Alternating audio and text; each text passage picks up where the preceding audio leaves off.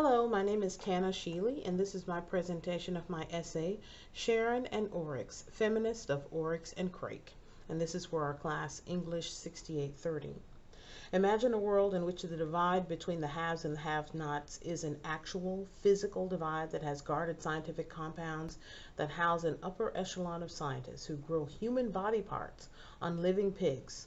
Now add to the story a protagonist and his best friend who have a strained relationship with their mothers, and they are in a sexual relationship with a former child slave.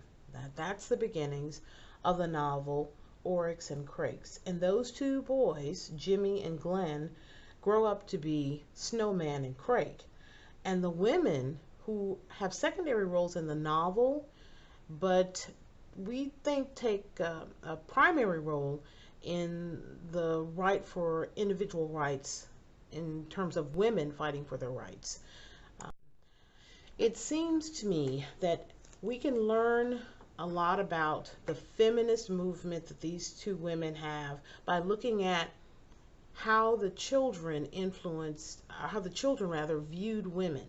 And so we learn about the world's fate going back and forth in the eyes of Jimmy, who in his adult years is referred to as Snowman. And we look at his relationship with his mother, Sharon. Sharon is a microbiologist, and she is unhappy with what she is seeing being done with science. And she talks to Jimmy about this, and she talks to him about animals not needing to be altered and caged. And she talks with him about being unhappy with the way that science is selling its science to the highest bidder, to people who can afford to buy it, and that she thinks science is going too far. Well, Jimmy overhears her mother saying this to her father, his father. So Jimmy, in his early age, begins to understand that the science is important on the side of his father, who says that, you know, this is what you want to do. You don't want to get into literature. You want to become a scientist because we're the movers and the shakers. Look at all the things that we have.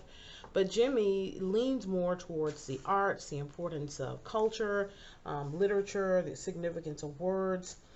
But as a boy, I think that Jimmy is influenced more by his father than his mother, because his father makes everything seem cool and says, oh, you know how women are, they get all upset about everything, which is incredibly dismissive to Sharon, who comes to us as a feminist because she stands up for what she believes in, and she decides enough is enough. I'm going to quit my job, which is prestigious, and I am going to stay home and not participate in this. Then she goes a step further and says, I can't deal with this anymore. I'm going to actively fight it. So she becomes a most wanted in this world, and she goes out and she starts blowing up facilities and trying to derail the actions of these scientists who are creating creatures and body parts for humans on these creatures. So she is what I would consider to be a subtle feminist. Some of the things that we see in this world are pigs that are being used to grow those body parts, and animals that are being changed. And as a matter of fact, Jimmy has a pet that has been altered. And we find out that Sharon takes that pet to liberate it. Jimmy's upset about it initially, but that was a child's view. And then when he recollects what happened, it changes his view, because one of the final things his mother says to him before she's executed is, remember what I tried to teach you, remember Killer. That was the name of the pet that she liberated. And when she's executed for her crimes against the state, she doesn't beg for forgiveness. She looks straight forward, and she still stands by her decision to support what is good for her and her well-being and the well-being of others by fighting what she says is, I think she said it was morally wrong, the changes that they're making to the genetic makeup of humans and animals. And here are some of the renderings I found online of people's take of the animals that are being impacted by this science in Oryx and Crake. Now there's another person who is introduced in this novel, a female who shows a feminist stance, but it's not a conventional one. Her name is Oryx, and she I describe as a victim turned victor. Early on we learned that she is involved in a sex trade and she is abused, but she turns this abuse into something empowering because she uses her trade to learn English. She trades one of her holders, her captors, and says, for this service, I want to learn how to speak English. I'm paraphrasing here.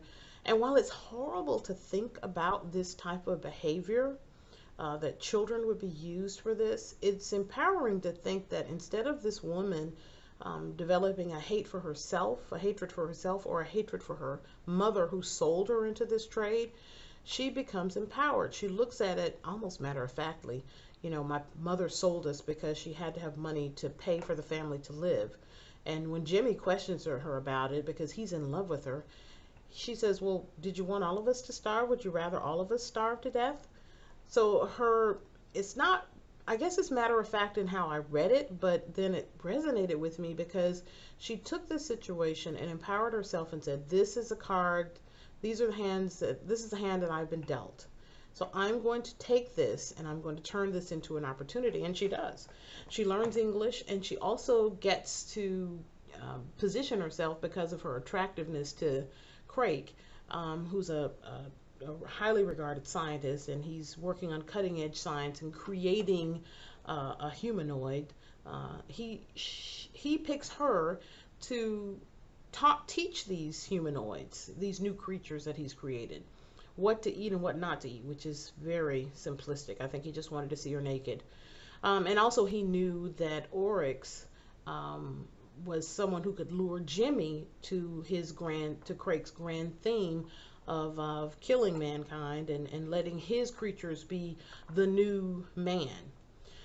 Jimmy and Glenn, Snowman and Craig, saw Oryx in a sex video when she was young, and Craig noticed that how attracted Jimmy was to Craig, and I think that's when he started formulating his plan. I think that the reason that Mrs. Atwood uses Oryx rather, is to show an empowerment of women, turning a system run by men to her favor, which is empowering, which is, feminist action. I thought that thinking about this and looking at the Quakers, who are a legacy ultimately of all three of them, of Jimmy, of Craig, and Oryx, because Oryx was their contact and their teacher. Jimmy is their caretaker eventually, and of course Craig was their creator. So this final glimpse of the imaginings of an artist, and it looks a little blurred there, sorry, makes us think a little bit about the starting over of man. They're sitting under a tree, they're unclothed, and they're listening to a man talk with them about their great creator.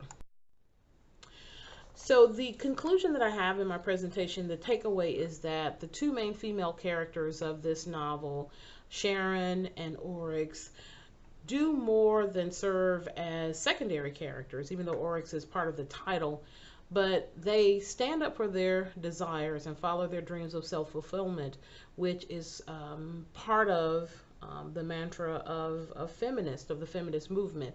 Now, their circumstances, especially those of Oryx, are deplorable and abhorrent, and it was difficult to read and think about, but the way that it was introduced, I think, was a shocking way to get us to realize that these types of things do happen in real life, not just in fiction.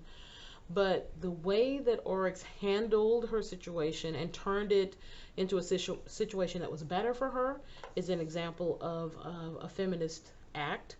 And also Sharon's situation, in modern day times, many women in the profession of science still are judged on things that are things that a male-dominated group would judge us on, judge women on how they look and how they behave and their emotions, whereas the same judgment wouldn't be applied to a male. So her decision to leave all of this and to attack it shows that she is a strong female who is sure of herself. In this research, and there's Mrs. Atwood, in this research I used, there was very little scholarship, as Professor Seth told us. I did find a few pieces that focused on feminism in Oryx and Craig, and these are my works cited for those if you would care to look them up and read rather more about their musings regarding Oryx and Crake and the females, Sharon and Oryx. Thank you.